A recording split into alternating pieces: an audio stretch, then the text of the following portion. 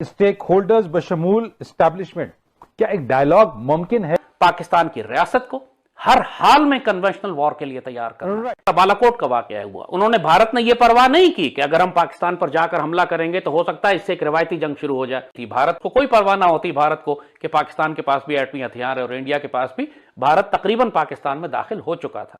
نتیجہ اس کا کیا ہوا؟ دیکھیے، صرف ایٹمی جنگیں دنیا میں ملکوں کے درمیان نہیں ہوتی۔ یہ تصور آپ نے لداخ میں دیکھا کہ چین اور بھارت دونوں ایٹمی طاقت ہیں، اس کے باوجود بھارت نے پرواہ نہیں کی کہ ایٹمی جنگ چھڑ جائے گی۔ بھارت نے کیا کیا؟ 2002 کے بعد اگر آپ دیکھیں، جب سے 9/11 کے بعد امریکن افغانستان میں آئے تو بھارت نے اپنی جنگی حکمت عملی تبدیل کر دی۔ روایتی جنگ کے بجائے اس نے روایتی جنگ سے نیچے گریلا جنگ پاکستان کے خلاف شروع کر دی۔ 2003-4 کے بعد TTP تیار کی اس نے افغانستان میں، اس نے پاکستان پر حملے کرنا شروع کر دی۔ BLA کو دوبارہ تیار کیا، اس کو جو جگہ ملی افغانستان میں، اس نے افغانستان سے پاکستان کے خلاف ایک باقاعدہ اسی طرح کی جنگ شروع کر دی جس طرح پاکستان نے اس سے قبل سوویت یونین کے خلاف افغانستان میں کی تھی، باقاعدہ ایک گریلا جنگ پاکستان کے خلاف۔ یا ایٹمی جنگ شروع ہو جائے، بھارت کو تو یہ خوف نہیں ہے، وہ تو کرتا ہے یہ، کیونکہ انڈیا نے ایک ملٹری ڈاکٹرن بنائی 2002 کے بعد۔ 2002 میں ان کو تقریباً 20 دن لگ گئے اپنی فوج کو آگے لاتے ہوئے، یہ وقت ہمیں مل گیا کہ ہم نے بھی اپنی فوجیں لا کے کھڑی کر دی۔ اس کا علاج بھارت نے یہ نکالا، انہوں نے کہا کہ اب ہم اپنا سارا ملٹری سٹور جو ہے، اپنا فیول، ایمونیشن، اپنا ویپنز، اپنا اکوپمنٹ، اپنا توپ خانہ، ٹینک، سب سرحد کے ساتھ رکھیں گے لا کے، تاکہ پاکستان کے اندر داخل ہونے کے لیے ہمیں زیادہ وقت نہ لگے۔ اس کو انہوں نے نئی ڈاکٹرن بنائی، نام دیا انڈین کولڈ سٹارٹ۔ آپ نے نام سنا ہوگا جنرل راحیل کا مشہور جملہ، کولڈ سٹارٹ ہو یا ہاٹ سٹارٹ، ہم تیار ہیں۔ وہ جنرل راحیل نے جس کولڈ سٹارٹ کی طرف ریفرنس حوالہ دیا تھا وہ یہی انڈین ڈاکٹرن ہے کہ پاکستان کی سرحدوں کے پاس آج بھی تمام بھارتی فوجیں پاکستان کی سرحدوں کے اتنا نزدیک ہیں اور تمام اسلحہ اور ایمونیشن ان کے پاس موجود ہے کہ کسی بھی لمحے وہ پاکستان میں داخل ہو سکتے ہیں۔ 6 گھنٹے کے نوٹس پہ پاکستان کو تیاری کا موقع بھی نہیں دیں گے وہ۔ کہ اس وقت انڈیا کے جو انڈیپینڈنٹ بیٹل گروپس ہیں، جو ان کی کولڈ سٹارٹ ڈاکٹرن ہے، اور پاکستان کے جو شہر ہیں وہ بھارتی سرحد کے اتنا نزدیک پہنچ چکے ہیں کہ پریکٹیکلی 2-4 گھنٹے کے اندر ہی بھارتی فوجیں اگر پاکستان میں داخل ہو گئیں تو وہ لاہور اور سیالکوٹ میں داخل ہو سکتی ہیں۔ اور اگر بھارتی فوجیں ان کے انڈیپینڈنٹ بیٹل گروپس پاکستانی شہروں میں داخل ہو گئے، پھر آپ غزنوی میزائل کدھر فائر کریں گے؟ کیونکہ انڈیا کو بھی معلوم ہے کہ آپ کی ملٹری ڈاکٹرن کیا ہے۔ آپ نے کنونشنل وار پہ ریلائی کرنے کے بجائے ٹیکٹیکل نیوکلیئر ویپنز پہ ریلائی کیا ہوا ہے، ان پر آپ بھروسہ کر رہے ہیں کہ انڈیپینڈنٹ بیٹل گروپس کو وہ روکے گا۔ اور انڈیا اسی کو، جیسے کہا کہ ایٹمی طاقت سے بچنے کے لیے، کنونشنل وار سے بچنے کے لیے انڈیا سب کنونشنل چلا گیا، اس نے ایک غیر روایتی جنگ آپ کے خلاف شروع کر دی، مشرقی پاکستان میں بھی اور TTP کے ذریعے بھی۔ آپ ایک سپاہی مروائے بغیر آپ کے 12,000 سپاہی شہید کروا دیے، افسر جوان 1 لاکھ پاکستانی شہید کروا دیے۔ تو جب آپ ایک ڈاکٹرن بناتے ہیں تو دشمن اس کو کاؤنٹر کرنے کے لیے کاؤنٹر ڈاکٹرن بھی بناتا ہے۔ اگر لاہور میں داخل ہو گیا بھارت، یا سیالکوٹ میں داخل ہو گیا، یا آزاد کشمیر میں داخل ہو گیا، یا گلگت بلتستان میں داخل ہو گیا، پھر ہم کیا کریں گے؟ اب یہاں پر جسے کہتے ہیں پاکستانی ریاست خاموش ہے۔ سو یہی وجہ ہے کہ اس وقت میں الارم ریز کر رہا ہوں۔ میں پاکستان کی ریاست کے تمام اداروں سے، مسلح افواج سے بھی، پاکستان کی حکومت سے بھی، پاکستان کی تھنک ٹینکس سے بھی، میڈیا سے بھی، پالیسی میکر سے بھی ایک بات میں کہہ رہا ہوں کہ اس پر ڈیبیٹ کریں۔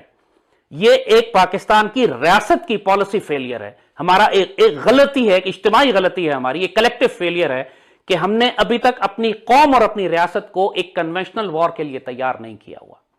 بھارت ایک خوفناک حد تک روایتی جنگ کی تیاری کر رہا ہے، aircraft carrier, nuclear submarines, Rafale aircraft, missile, radar, satellites, پوری دنیا سے وہ کئی 100 ارب ڈالر کی خریداری اگلے چند سالوں میں کرنا چاہتا ہے، اور مزید شارٹ ٹرم میں صرف اس سال کے لیے 20, 30, 40 ارب ڈالر کے ویپنز اور اکوپمنٹ وہ خرید رہا ہے۔ یہ صرف ایٹمی جنگ کے لیے نہیں خرید رہا، وہ ایک کنونشنل وار کے لیے لے رہا ہے۔